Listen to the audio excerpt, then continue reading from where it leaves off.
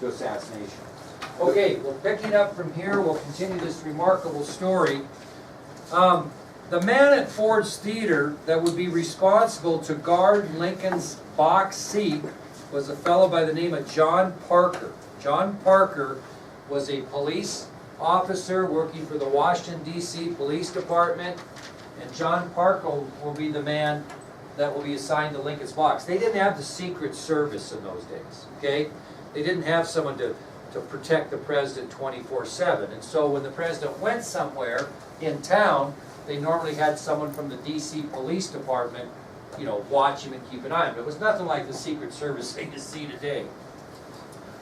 Well, the play starts, and at approximately 8:30 p.m., the presidential party arrives at Ford's Theater. They're actually late. They're not there for the start of the play. They're late. So the play has already started. At approximately 8:30 p.m., the presidential party arrives at Ford's Theater. It always drives me a little nuts when people are late. I think that's a bit rude, but I guess the president can be late if he wants to. They even stopped the play when he arrived, and the band there played some patriotic music as he and his wife, Rathbone and Clara Harris, were getting seated. So they actually stopped the play performance as he came in with this entourage, so to speak, and the band even played patriotic music while Lincoln and his guests were seated. Also got a standing ovation from the 1,700 people that were there. Okay, so when the president comes in, they stop the play, they start playing some patriotic music as he gets seated, and nearly all of the 1,700 people who were there stood and clapped as the president found his seat. Now once he got settled in, everything quieted down in the presidential booth, the play continued. Play continued.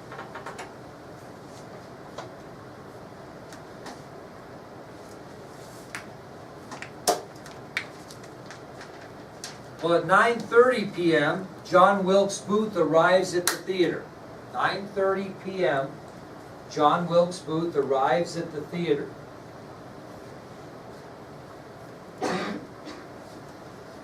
With him, he's got two things. He's got a single-shot Derringer pistol, which is a small pistol you can conceal in your hand. A single-shot Derringer pistol. Derringer, if you're interested, is spelled D-E-R-R-I-N-G-E-R. So it's D-E-R Ringer, basically. Derringer, D-E-R-R-I-N-G-E-R. So he arrives with a one-shot Derringer pistol and a hunting knife. And a Hunting knife. One-shot Derringer pistol and a hunting knife.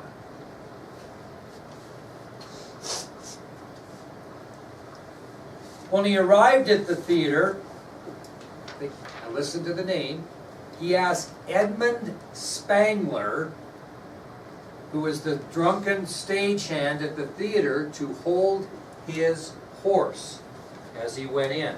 So Spangler, we'll talk about how he gets involved. But as Booth arrives at 9:30 carrying a one-shot Derringer pistol and a hunting knife, he asked Edmund Spangler, who was that drunken stagehand, to hold his horse. Okay? Well, Spangler was on duty that night, working at the theater, so he gave Booth's horse to a young peanut vendor by the name of Joseph Burroughs and told him to hold the horse. Now, Joseph Burroughs is just a kid who's a peanut vendor. He sells peanuts around the theater, kind of like concessions. He doesn't have any idea what's going on. Spangler hands Burroughs the horse, and Burroughs will hold the horse during this ordeal. So, upon his arrival at 9:30, Booth asked Edmund Spangler, the stagehand at the theater, to hold his horse. Spangler was on duty that night, so he gave the reins to Booth's horse to a young peanut vendor by the name of Joseph Burroughs, who held the horse in the alley behind the theater. He had no idea what he was doing. Well, Booth leaves the theater. He just kind of gets there, has Spangler hold his horse, and heads to a nearby saloon for a drink. So after he gets to the theater and gives his horse to Spangler, who then gives it to Burroughs, Booth goes to a nearby saloon for a drink. Now, he always drank brandy. That was his big drink. But when he got there that night, you know what he ordered? Whiskey. What would that maybe tell you? Calm. Well, calm his nerves. He's, whiskey's a little more powerful than brandy. So he drinks whiskey, which isn't his normal drink. Which historians say may have told you that he was a bit nervous, needed something to take the edge off, give him a little courage, whatever. Okay? So, Booth leaves Spangler with his horse. He heads to a nearby saloon for a drink, and he orders a whiskey instead of his usual brandy, which historians believe may have he done that because he was a little nervous, he wanted to take the edge off, give himself some courage, that type of thing. Okay? Well, Booth leaves the theater and leaves the saloon and arrives back at the theater at about 10:07 p.m. So Booth leaves the saloon and he arrives back at the theater about 10:07 p.m.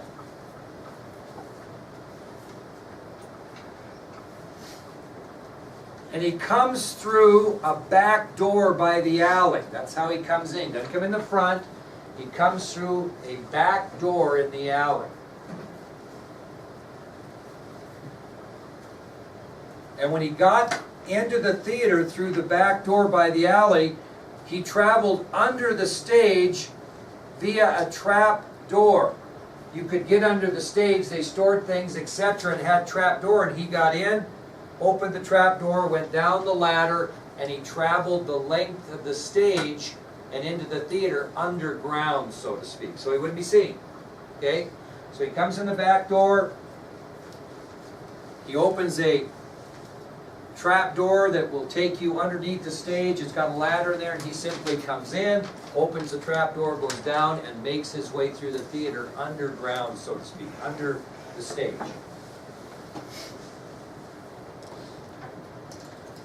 In the meantime, Parker, the bodyguard who was assigned to Lincoln, didn't see any problems, so he abandoned his post and went and found a more comfortable seat to watch the rest of the play performance. He kind of thought, I don't see any issue here. I'm going to be a little more comfortable. I'm going to go find my own seat and watch the play.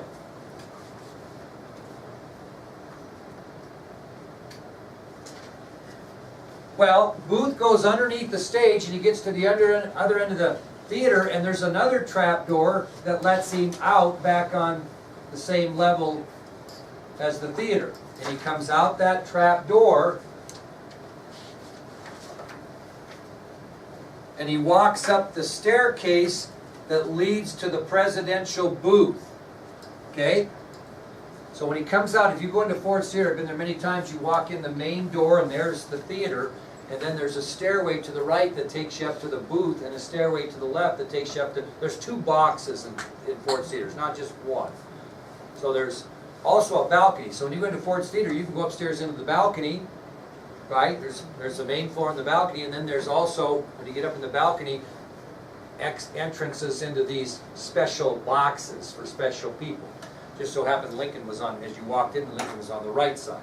Well, Booth comes from underneath, another trapdoor takes him out, he gets on the main floor, and he walks then up into the staircase that will take him to the presidential box or booth where the president is. Okay?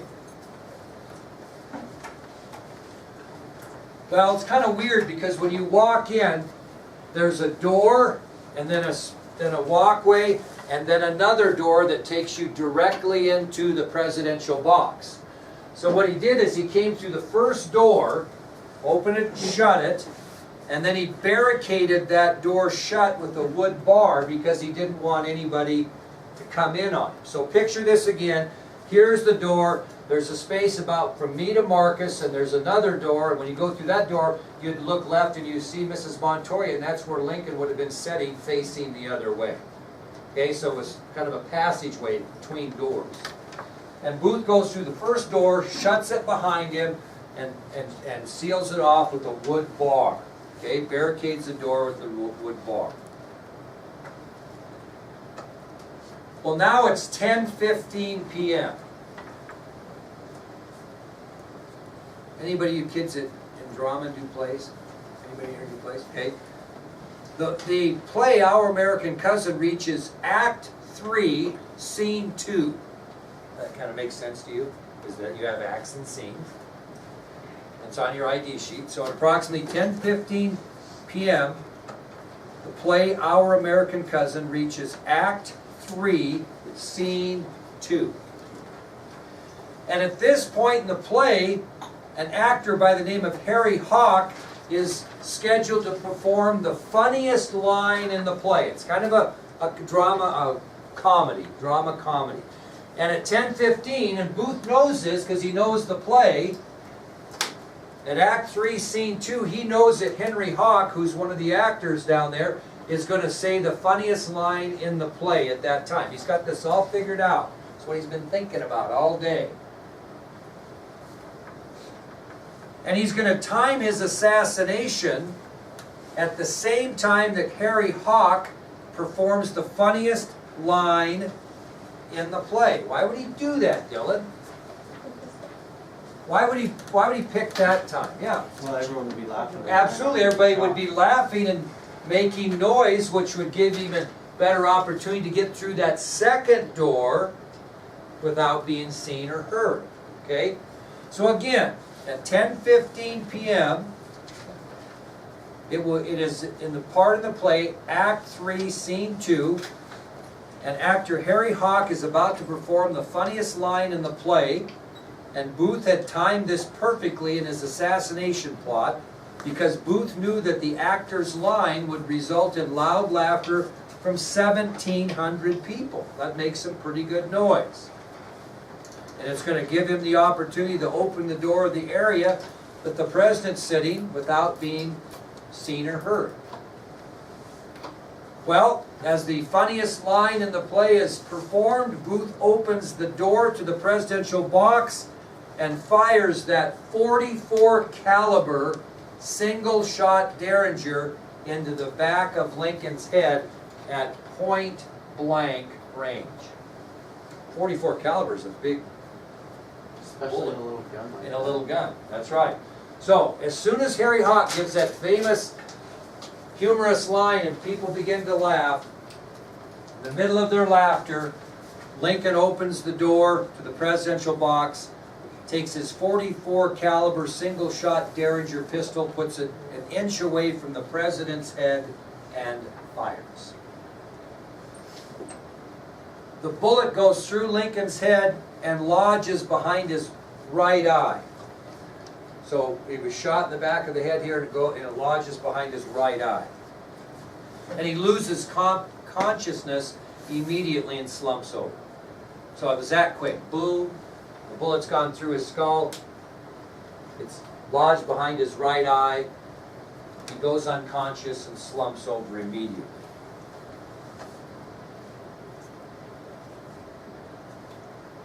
This is where it gets a little Western. Major Rathbone, who's with Lincoln, right? He grabs Booth after the first shot, and Booth drops his Derringer on the floor of the presidential box. So Rathbone reacts to this shot, grabs Booth, Booth drops his single shot Derringer, wouldn't have done him any good because it had a single shot, right? And Rathbone is trying to capture this assassin. Well, what does Booth do? That's right. He pulls out that hunting knife and he slashes Major Rathbone's left arm between the shoulder and his elbow. Just slashes the devil out of his arm with that knife. So, Major Rathbone grabs Booth after he shot the president. Booth drops his Derringer on the floor of the presidential box. Booth then takes out that hunting knife and slashes Major Rathbone's left arm between the shoulder and the elbow. He's only got one way to get out now because he barricaded the second door. His only way out is to jump off of the presidential box onto the stage, which would probably be a little farther from the ceiling here to the floor. Maybe about this and a half. Probably not twice as much, but probably this and a half is what it would be. Okay? Well, Major Rathbone is bleeding, and as he watches Booth make his attempt to jump off of onto the stage from the presidential box, he grabs at Booth's coat to try to prevent him from getting away. And in his attempt to grab his coat, Booth catches his spur on the American flag that's draped over the presidential box. So as Rathbone grabs at his coat, Booth begins to jump, and he catches his spur on the American flag as he's jumping off the presidential box to the stage. And he falls awkwardly. Doing what? Breaking his leg. Okay? Breaks his leg. So, Major Rathbone grabs at Booth's coat to try to prevent him from escape. Major Rathbone's attempt resulted in Booth catching his spur on the American flag that was draped over the presidential box, and Booth falls awkwardly the approximate 12 to 15 feet from the stage, and he broke his leg. Actually broke a bone in his ankle, if you care. Okay, broke his ankle. Well, he's standing in the middle of the stage, and I guess in an acting way, turns to the crowd and yells, "Sic semper tyrannis." Yells that to the crowd, which is on your ID sheet, which was Latin, meaning, "Thus always to tyrants." So who is he calling a tyrant? Lincoln. So from the stage, Booth, with the broken ankle, turns and faces the crowd of 1,700 people in dramatic acting fashion and yells, "Sic semper tyrannis," which was a Latin phrase meaning, "Thus always to tyrants." So is that where the term like break a leg came from? Yeah, I think, yeah, part of it, yeah. Break a leg, acting. Very good. And your name is Mud is coming up pretty quick. You ever heard that one? Now, dragging his broken leg, Booth makes his escape through the back door of the stage. He mounts the horse that he rented and rides off into the night. So after he yells, "Sic semper tyrannis," he heads out the back door of the stage, grabs the horse from the young Burroughs boy, and rides into the night. And we'll get back to him in a bit. Well, President Lincoln, in the meantime, is immediately cared for by 23-year-old Dr. Charles Leal. He just happened to be there. He had only been a doctor 45 days. And now his job is going to be to try to save the life of the President of the United States. So in the crowd, and running to Lincoln's assistance, is 23-year-old Dr. Charles Leal, who was serving only his 45th day as a physician. And now his responsibility will be to try to save the life of the President of the United States.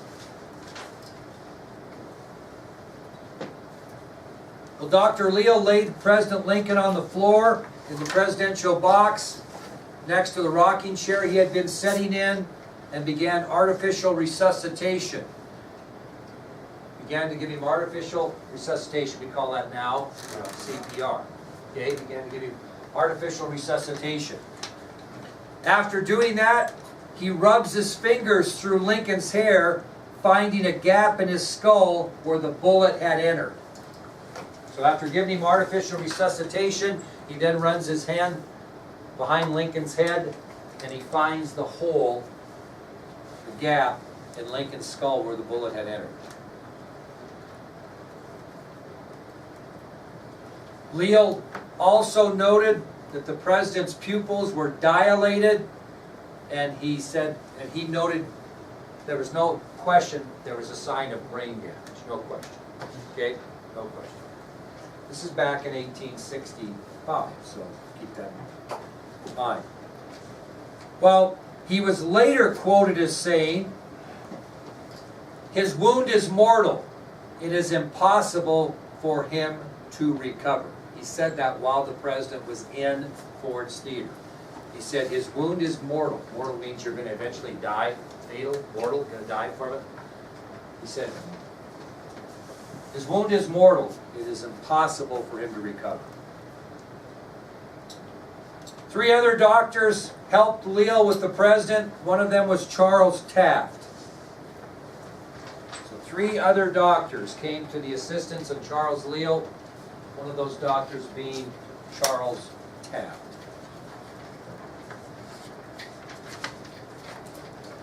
Well, Dr. Leal then inserted his finger into the president's head wound. Why would he do that? Relieve pressure. Try to relieve pressure off the wound. So he stuck his finger in the head wound to try to relieve the pressure on his head. Someone called for water for the president, and guess who brought a pitcher of water and a glass to the presidential booth? Laura Keene, the actress. So Dr. Leal inserts his fingers into President Lincoln's head wound to relieve the pressure on his brain. There's a call for water for President Lincoln, and lead actress Laura Keene brings a pitcher of water and a glass to the presidential booth. She is then asked to hold the president's head as the doctors work on him, staining both her dress and the cuffs of her sleeves. So after bringing the water, she is asked to hold the president's head while they attend to him, the doctors. She later leaves with the president's blood both on her dress and the cuffs of her sleeves. Is that dress in the museum now or no? That